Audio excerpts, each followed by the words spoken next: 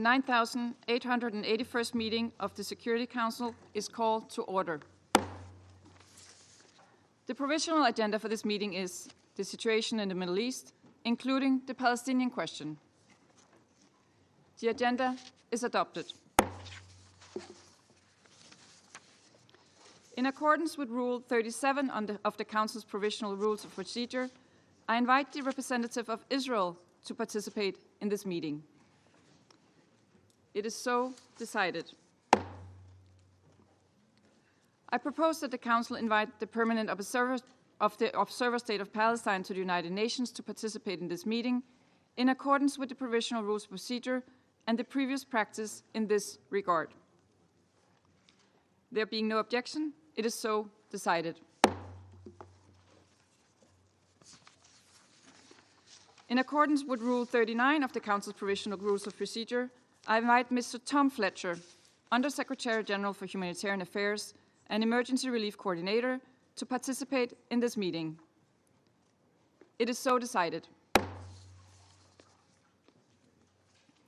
In accordance with Rule 39 of the Council's Provisional Rules of Procedure, I also invite His Excellency Mr. Majid Abdulaziz, Permanent Observer of the League of Arab States to the United Nations, to participate in this meeting. It is so decided.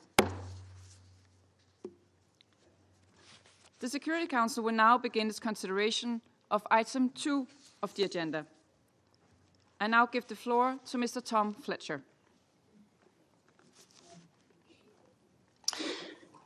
Thank you, Madam President, and I welcome the opportunity to update the Security Council on the humanitarian crisis. Overnight, our worst fears materialized. Airstrikes resumed across the entire Gaza Strip. Unconfirmed reports of hundreds of people killed.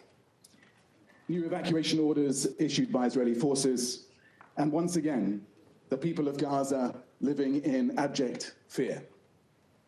Modest gains made during the ceasefire destroyed. Humanitarian workers remain on the ground. I'm in close touch with them, ready to provide life-saving support to survivors and carry out our humanitarian mission. We must be allowed to do so. Last month, Madam President, I visited the occupied Palestinian territory and Israel to meet survivors, frontline workers, and authorities. In Israel, I met with survivors of the horrendous Hamas-led attacks on 7th of October at the Nir Oz kibbutz. I will never forget my visit there. 1 in 4 people killed or taken hostage. In the West Bank, I met with families whose homes were demolished and who faced daily threats of eviction and forcible displacement. And yet, compared to now, my trip coincided with some of Gaza's better recent days. A ceasefire was in place. Humanitarians were delivering hundreds of trucks every day, saving lives and restoring hope. We demonstrated that when we are allowed to do so, we can deliver aid at scale. Not anymore. Today, I'm distressed to report that in addition to the intense airstrikes that have resumed, since the 2nd of March, Israeli authorities have cut off the entry of all life-saving supplies: food, medicines, fuel, cooking gas, for 2.1 million people. Our repeated requests to collect aid sitting at Kerem Shalom crossing have been systematically rejected. Food is rotting and medicines are expiring. No further hostages have been released. Only medical evacuations and humanitarian staff rotations have continued. And even those came to a halt today. During the ceasefire, we surged support after more than a year of aid being placed on a drip feed. The suspension of aid and commercial materials is reversing that progress that we achieved during that brief period. Essential survival resources needed are now being rationed. Israel has cut power to southern Gaza's desalination plant, limiting access to clean water for 600,000 people. The price of staples have surged. Vegetable prices in North Gaza have tripled. 6 bakeries subsidized by the World Food Programme have closed, due to shortages of cooking gas. The World Health Organization warns that public health risks remain very high, including for communicable diseases, from overcrowding and poor sanitation. This total blockade of life-saving aid, basic commodities, and commercial goods will have a disastrous impact on the people of Gaza, who remain dependent on the steady flow of assistance into the Strip. Madam President, as Gaza is cut off again, our ability to deliver assistance and basic services is becoming harder. Funding levels for the response are extremely low. We're seeing increasing restrictions being placed on NGO partners who are critical to the aid operation, not only in Gaza, but across the OPT. Since the Knesset legislation formally took effect on the 30th of January 2025, UNRWA international staff are no longer able to rotate in and out of Gaza. The amount of cash that humanitarian personnel can bring into Gaza has been further decreased to a half of previous levels, far below what is required to cover even basic expenses for a 6-week rotation. On the 9th of March, Israeli authorities introduced new registration rules for international NGOs delivering humanitarian aid to Palestinians in the OPT. If enforced, these would impose strict conditions and significantly disrupt aid operations. The Israeli Knesset is also considering a bill to impose considerable taxation on donations from third states to Israeli NGOs, including humanitarian and human rights groups. If implemented, this would further erode the number of partners with the capacity to implement protection interventions. Many Israeli NGOs are engaged on legal cases involving home demolitions and forced evictions. They also provide protective presence activities related to settler violence. We continue to give what remains inside Gaza to those most in need. We are trucking water where we can, providing reduced food rations, and distributing shelter items. We continue to support hospitals with supplies, emergency medical teams, and casualty evacuations to hospitals in Gaza. Our education partners report that about 631 temporary learning spaces are now operational throughout Gaza, supporting over 172,000 students. But we cannot sustain this for much longer unless the crossings are opened again for aid to enter. Madam President, the 42-day ceasefire proved what was possible. Aid delivery was enabled, and we scaled up quickly and effectively. 30 hostages and 8 deceased hostages and 583 Palestinian detainees were released during that period. Criminal activity in Gaza was brought under control, reducing the looting of humanitarian convoys by armed Palestinians. Over 4,000 trucks of aid per week entered Gaza. We reached over 2 million people, 540 water delivery points set up, 113,000 tents distributed to families by the UN humanitarian partners and others. Our polio vaccination targets were exceeded, reaching over 600,000 children. Maternity kits were expanded to support 5,000 births. Thousands of postpartum kits were distributed for mothers and newborns. It proves what's possible when we're allowed to do our job. We cannot and must not accept a return to pre-ceasefire conditions or the complete denial of humanitarian relief. Civilians must be protected. Their essential needs must be met. International law must be respected. Madam President, I also have grave concerns about the protection of civilians in the West Bank. The situation there is an urgent crisis that must be addressed with the necessary international attention. Since the start of this year, 95 Palestinians have been killed, including 17 children, and 869 have been injured, including 179 children. The Israeli military has renewed wide-scale operations in the northern West Bank, deploying tanks for the first time in 2 decades. 40,000 Palestinians have been displaced in these operations, including from refugee camps and cities. Civilian infrastructure has been extensively destroyed.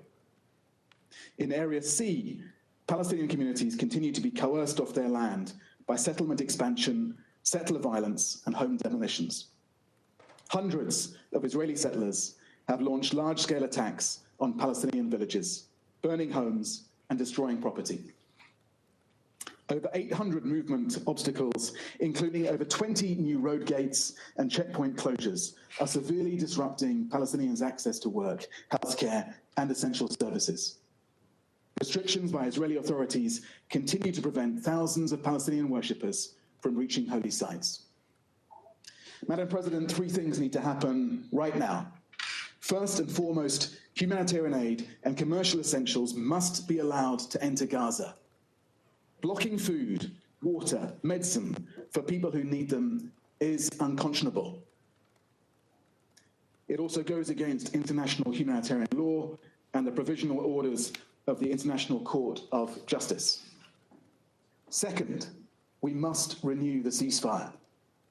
Over 48,000 Palestinians have been killed and thousands more are missing.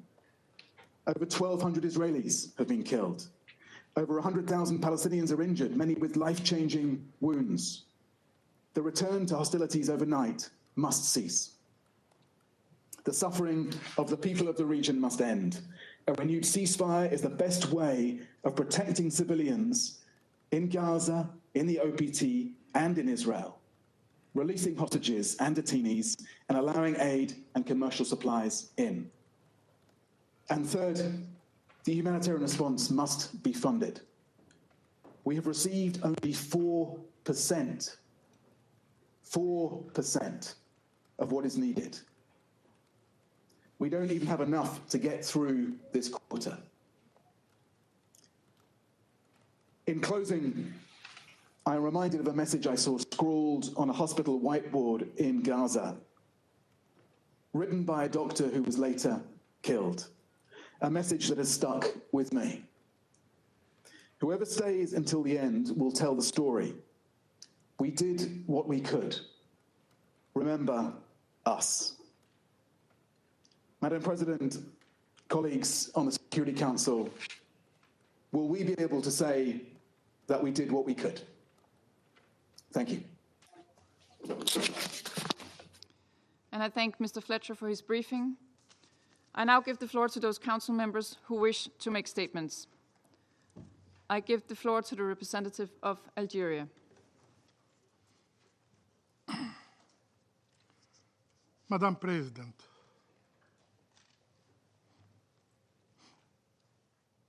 at the outset, I would like to express my sincere gratitude to Mr. Tom Fletcher for his sobering and alarming briefing.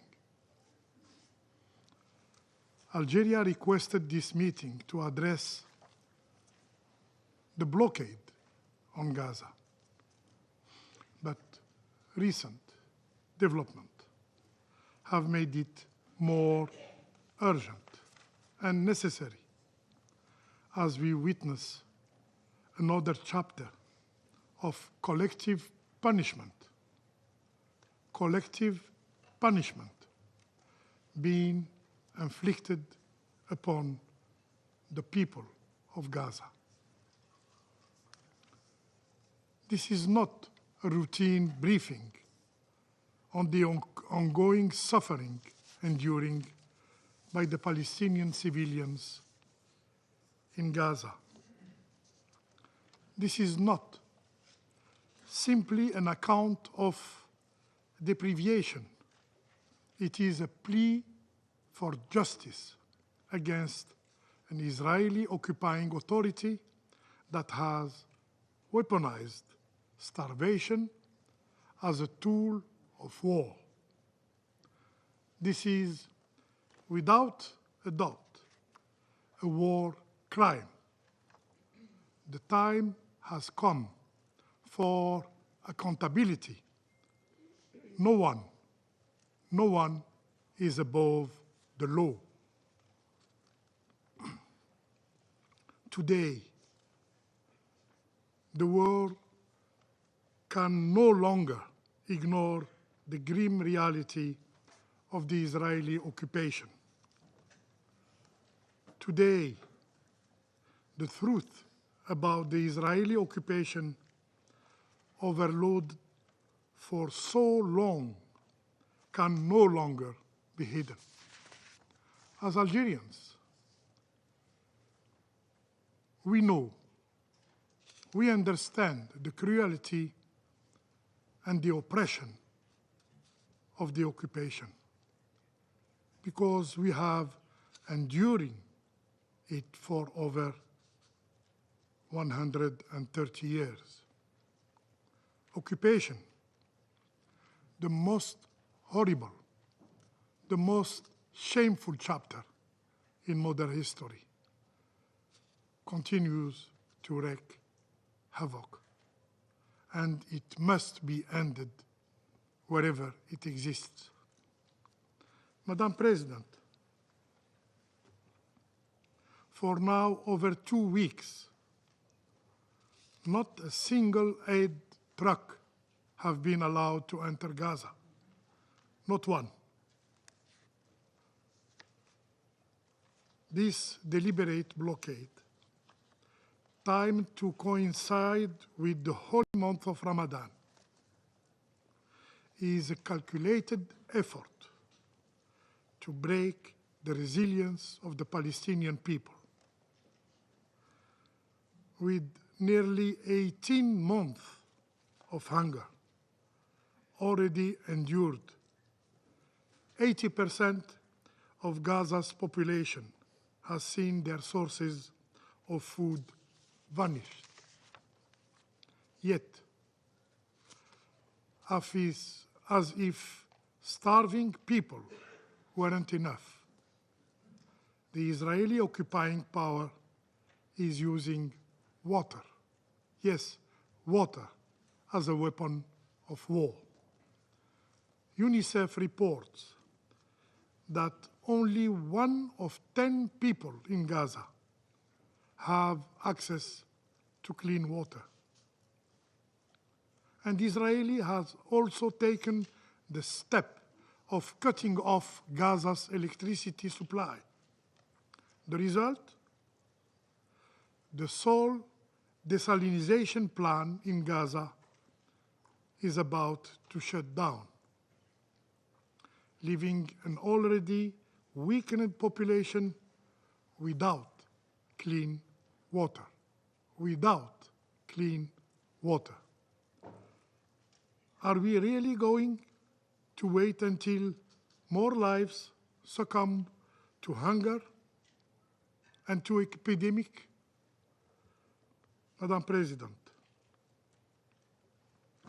this is not just about withholding aid.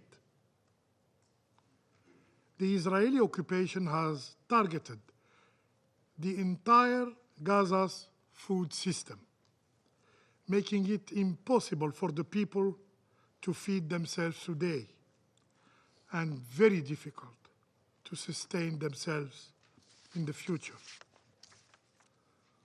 According to the UN Special Rapporteur on the right to food, Mr.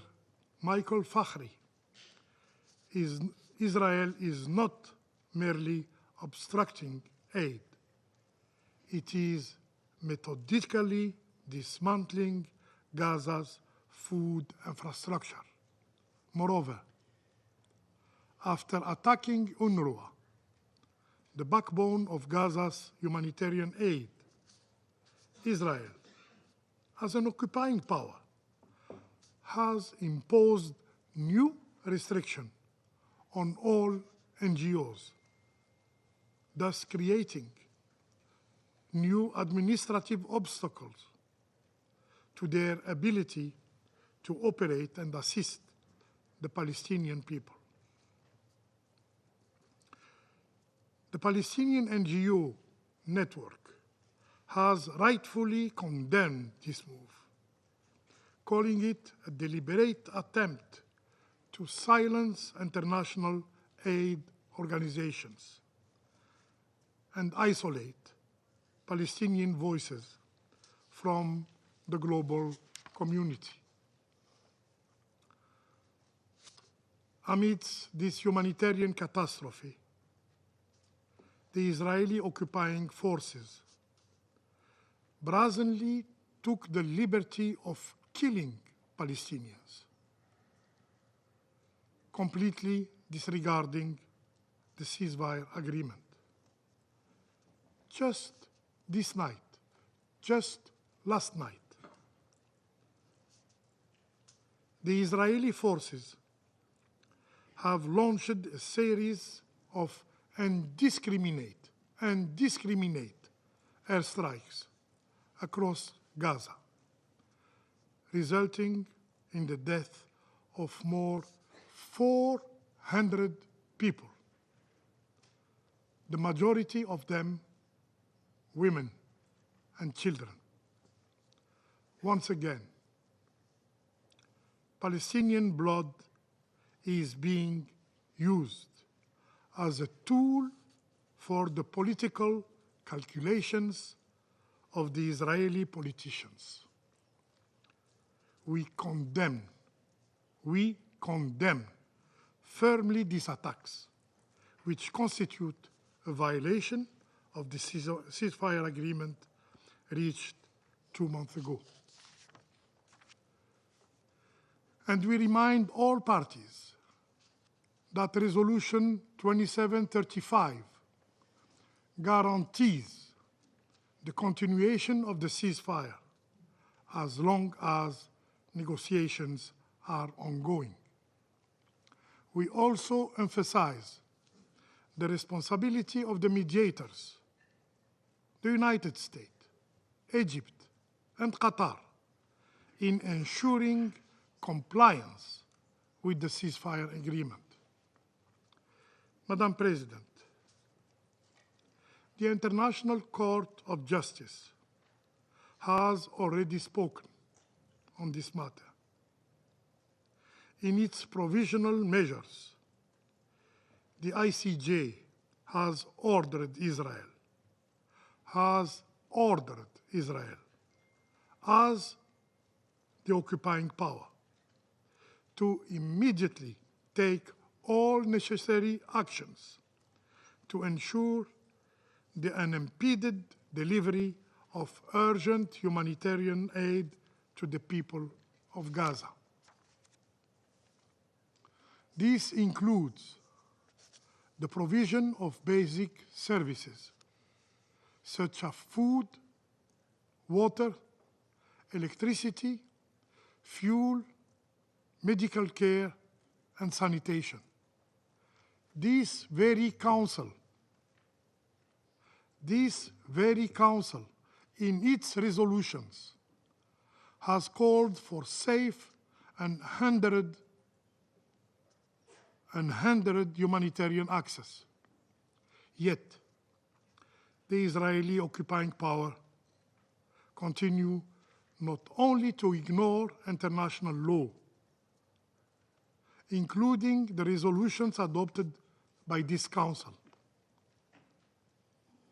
but to kill indiscriminately innocent Palestinian civilians. Madam President, we wonder what those who consistently invoke a so-called Israel's right to self-defense will say in response to this cruelty, to these atrocities. In Gaza, we are witnessing the systematic degradation of human dignity, the deliberate stripping away of the right of life, the right to life, to food, to water, and to basic human dignity.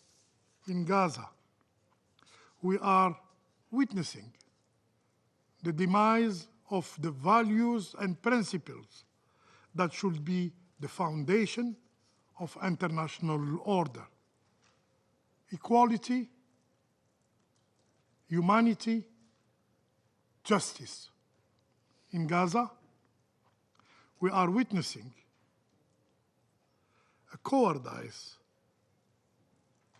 and brutality of the Israeli occupation that is in full display with no regard for innocent lives. Still silent, faced to these atrocities, the relevance of this Council is seriously questioned. Will it ever dare to take responsibility? Will it ever act to stop this genocide and preserve what remains, if any, of its credibility? I thank you. I thank the representative of Algeria for the statement. I give the floor now to the representative of Somalia. Thank you, Madam President. I wish to begin by thanking USG Fletcher for his sovereign briefings and on the latest development in Gaza. The scale of destruction and loss of life demands our immediate attention and action. The humanitarian catastrophe unfolding in Gaza has reached unprecedented level of severity. We express our profound concern about the inconceivable decisions on March 2nd to halt humanitarian aid in Gaza by Israel to a territory where over 2 million people, including 1 million children, are desperately struggling to survive. The suspension of humanitarian operation at the time when humanitarian needs are at their most critical threatens to completely unravel the already fragile humanitarian response. UNRWA's role is irreplaceable, and its services are indispensable for the survival of millions of Palestinians. We categorically reject Israel's use of starvation as weapons and any humanitarian attempt to use humanitarian aid as bargaining chip in ceasefire negotiations. This represents continuation of grave breach of international law and instrumentalization of humanitarian aid. As the Secretary General, Mr. Guterres, rightly stated, humanitarian aid is not negotiable. It must flow without impediment as required by the international law and basic human dignity. Israel, as occupying power, has the obligation under the international law to ensure civilian access essential goods services, including humanitarian assistance. We express our strongest condemnation of today's Israeli airstrike in Gaza that has claimed more than 400 innocent people, marking one of the deadliest days since the conflict began.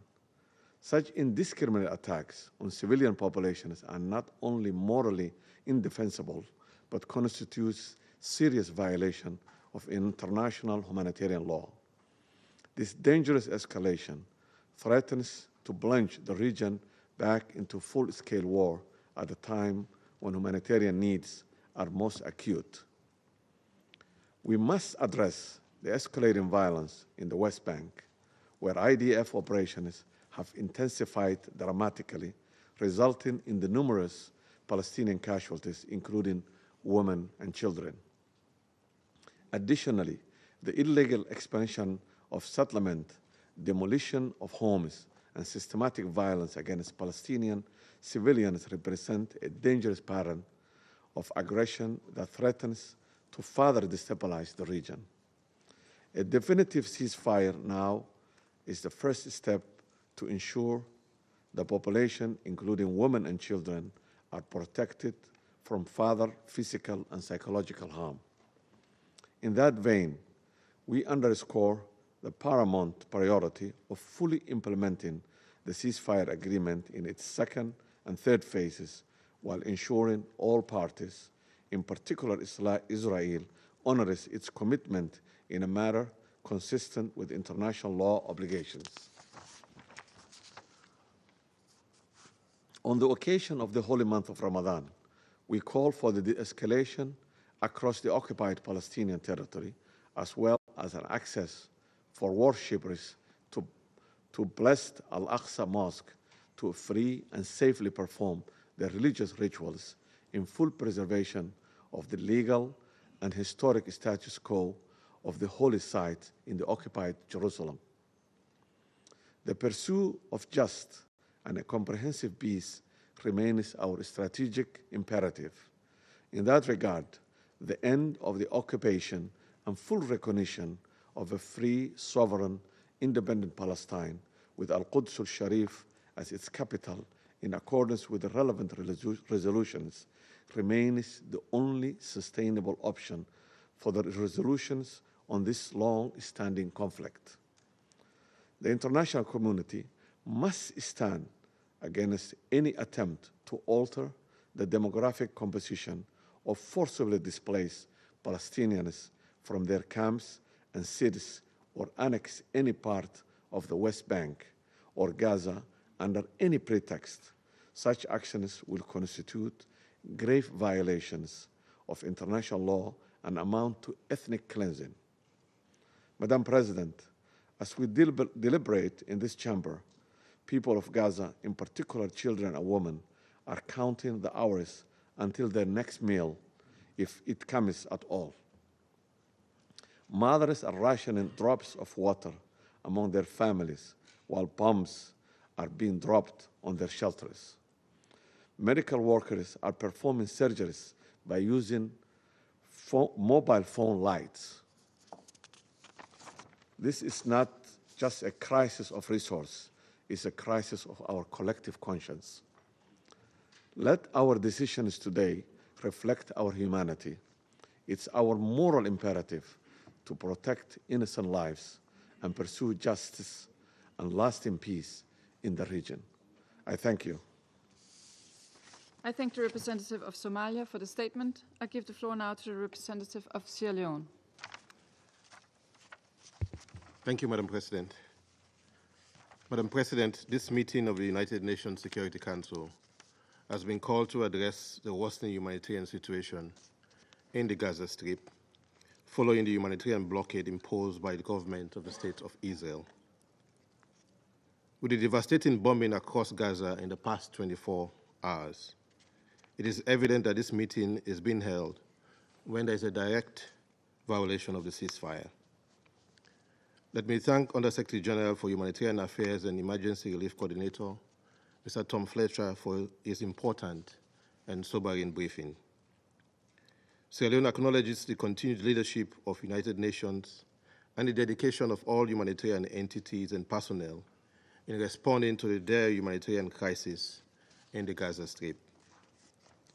The ceasefire agreement reached by the government of Israel and Hamas in January 2025 was a significant development, demonstrating the potential of good faith engagement and political will in achieving tangible progress. However, while the agreement reduced violence, its implementation has been marred by severe challenges that demanded urgent redress and continued engagement. Madam President, colleagues, most critically, for over 2 weeks, the government of Israel completely suspended the entry of humanitarian aid and commercial supplies into the Gaza Strip. The consequences of this blockade have been devastating, deepening the suffering of civilians and exacerbating an already dire humanitarian crisis. The deliberate withholding of food, water, medical supplies, and electricity, particularly when imposed on a besieged population already facing extreme hardship, constitute, in our view, collective punishment, a violation of the Fourth Geneva Convention. Since March 2nd, humanitarian aid has been completely blocked from entering Gaza leaving 1.9 million displaced persons without food, medical care, or other life-sustaining assistance. The United Nations Relief and Work Agency, UNRWA, and other humanitarian organizations have reported massive shortage of food, medicine, and medical supplies, further exacerbating the dire conditions in overcrowded shelters and hospitals. Of particular concern are reports from UNFPA and UNICEF regarding the prolonged denial of reproductive health services for women and girls, further violating their rights to health and dignity. The cutting off of electricity has worsened the crisis, rendering hospitals and health facilities unable to operate critical life-saving equipment. The collapse of the main desalination and purification plant has deprived thousands of families, including children, of access to clean drinking water, exacerbating risk of waterborne diseases and severe malnutrition. Under international law, the State of Israel, as the occupying power, has clear obligations under the Fourth Geneva Convention, requiring it to ensure the provision of food and medical supplies to the civilian population, to maintain medical and hospital services, and to allow and facilitate humanitarian relief operations and their rapid distribution. The deliberate obstruction of humanitarian aid in Gaza is a serious violation of these obligations. Additionally, Sierra Leone recalls the provisional measures ordered by the International Court of Justice in 2024 in the South Africa versus Israel case, which specifically required the government of Israel to take immediate steps to ensure unimpeded humanitarian access into Gaza. The continued blockade defies the court's binding ruling and further endangers the civilian population. It appears there is a manifest pattern of conduct directed at the Palestinian people that should cause this council to sound the alarm, as others have done. The airstrikes by the Israel Defense Forces in Beit Lahia, northern Gaza, reported to have killed 8 workers and journalists 3 days ago, raised grave concerns about a potential resurgence of hostilities after the ceasefire respite, increasing the risk of regional escalation and reversing the fragile gains made since the ceasefire. It has been further reported that overnight, the IDF carried out extensive strikes in the Gaza Strip, with more than 400 Palestinians reported to have been killed. Are these actions not a deliberate infliction of condition of life calculated to bring about the destruction of the Palestinian people? The collective punishment, indiscriminate killings, and withholding of food, water, and medical supplies essential for survival? Like a canary in the coal mine, we must sound the alarm. The intentional deprivation of humanitarian aid, when combined with the scale of suffering, displacement, and reported rhetoric from high-ranking officials advocating for such measures, raising serious concerns. This Council and the international community has a duty to act and to fulfill its obligations. Sierra Leone calls on the Security Council to take urgent action to ensure the immediate and full resumption of humanitarian aid to Gaza and to uphold international humanitarian law.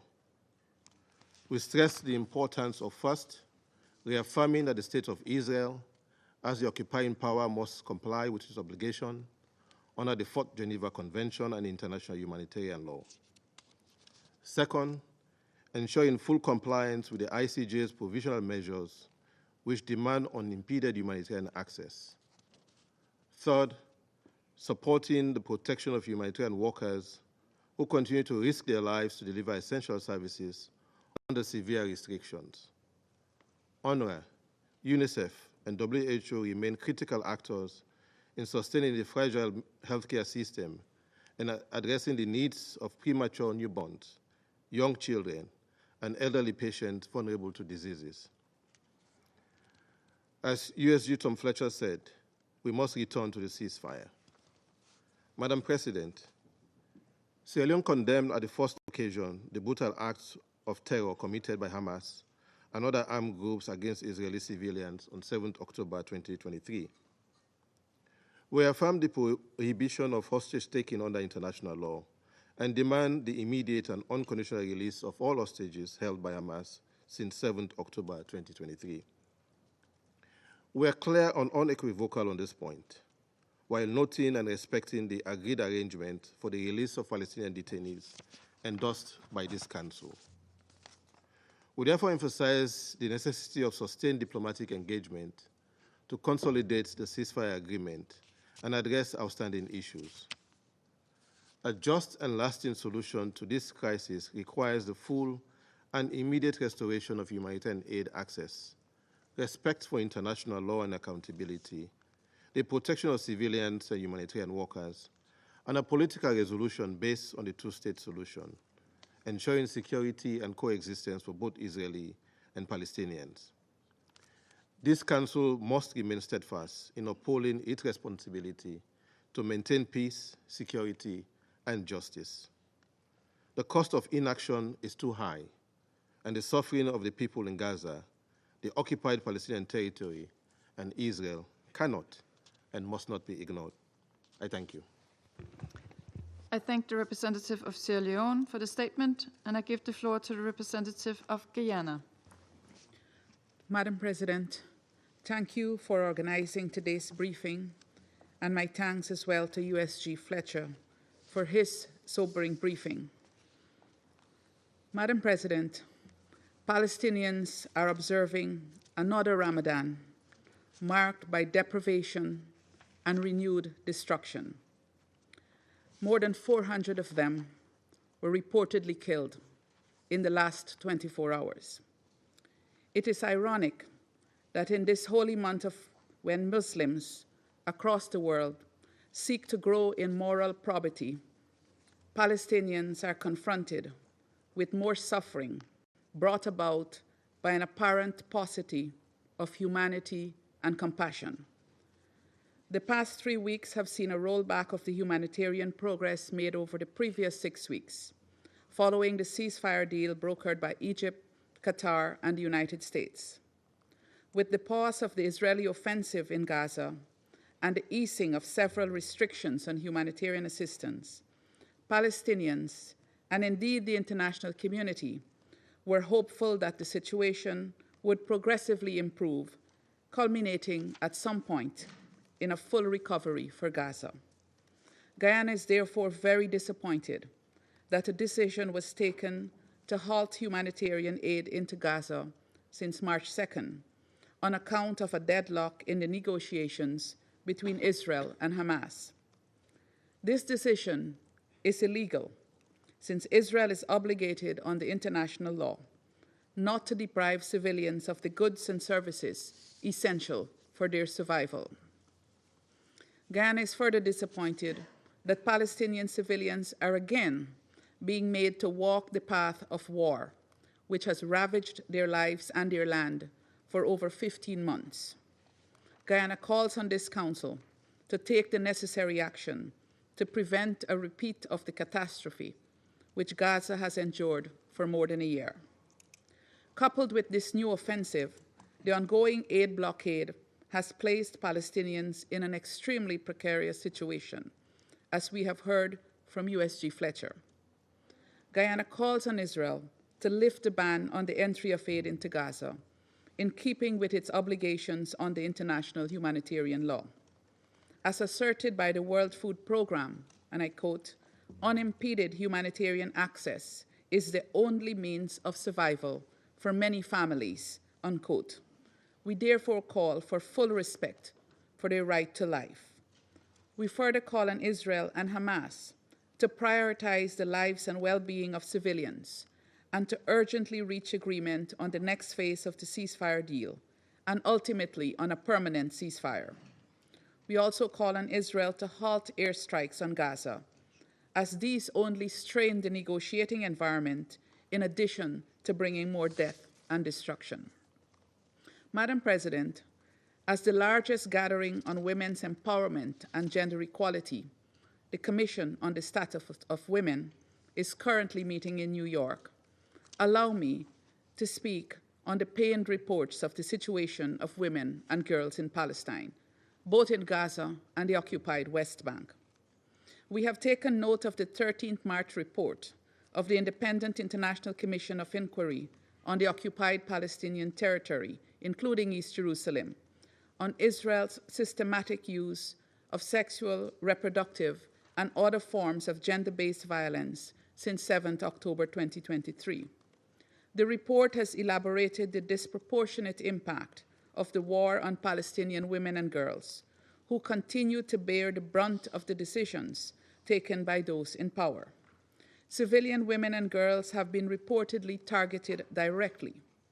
Women have died from complications related to pregnancy and childbirth because of restrictions imposed and conditions created by the war.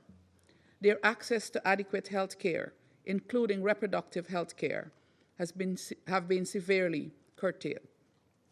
The combination of starvation, denial of humanitarian assistance, destruction of Gaza's healthcare system, and lack of access to water and sanitation has caused severe reproductive harms to women, impacting all aspects of reproduction, including pregnancy, childbirth, postpartum recovery, and lactation. Further, women and girls are enduring conditions that severely limit their ability to manage postpartum bleeding and menstruation hygienically and with dignity. The mantra of no one left behind rings hollow when Palestinian women and girls see their rights trampled upon daily, and the very basic of necessities for female hygiene, which many of us take for granted, such as sanitary napkins and water, become a luxury. Madam President, one of the most painful realizations is all of this is happening in the 21st century. With all the international legal advances made for the protection and promotion of the rights of women and girls, the situation in Palestine should never have reached these proportions. The situation of children is equally distressing, Madam President.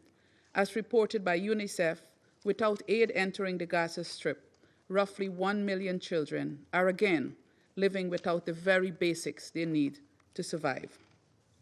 Madam President, dear colleagues, the people in Gaza continue to suffer because of political decisions that they had no part in making.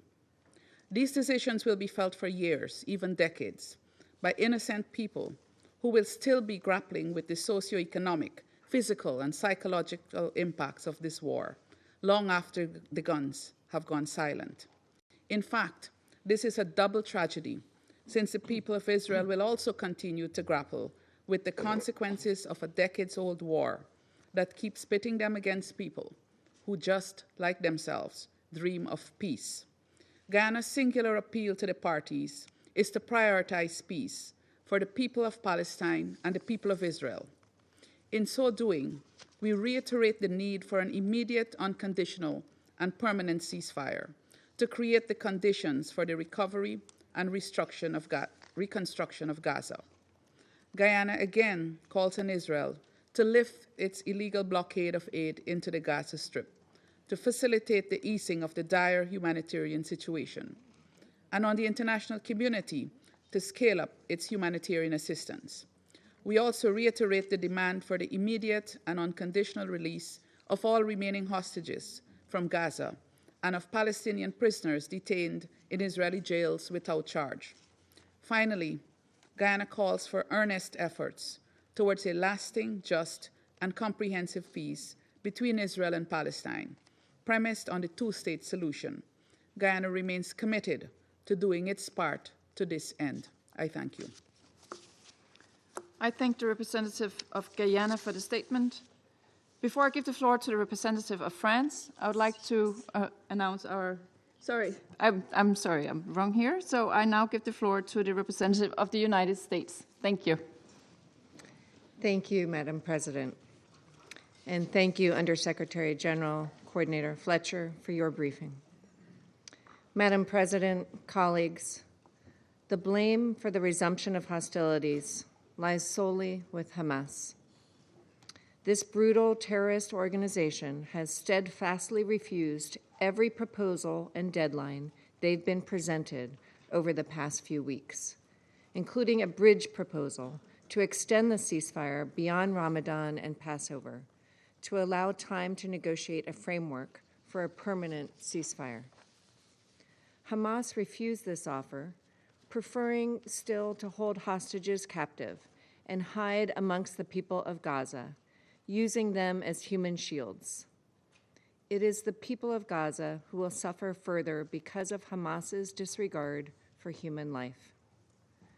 Madam President, in this context, I want to respond to the allegation of indiscriminate attacks by the IDF.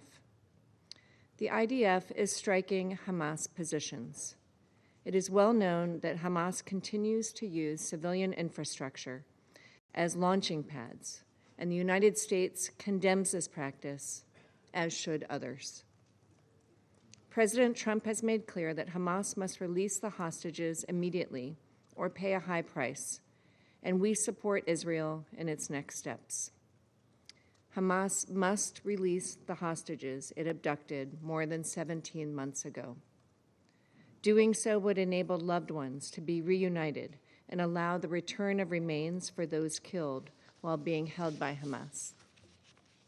Unfortunately, Hamas has refused all attempts to find a way to extend the ceasefire. It has been weeks since Hamas has released any hostages.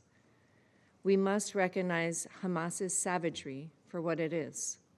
This terrorist organization committed the worst massacre of Jews since the Holocaust, raped and engaged in sexual violence toward Israeli hostages and other victims of the attack, released multiple hostages in a condition reminiscent of Holocaust survivors, and murdered and then paraded the coffins of the Bibas children through the streets. President Trump has been clear. All of the remaining 59 hostages, including New Jersey resident Idan Alexander and the bodies of 4 Americans murdered by Hamas, Itai Chen, Gadi Haggai, Judy Weinstein Haggai, and Omer Nutra, must be immediately released. Behind every terrorist group like Hamas or Palestinian Islamic Jihad, behind every act of violence, behind everything that threatens peace and stability for the millions of people who call this region home, is Iran. The countries of the Middle East have an historic opportunity to reshape their region in a way that affords all its people a better path forward. Stronger ties between Israel and its neighbors offer an alternative to Iran's malign influence and state sponsorship of terror.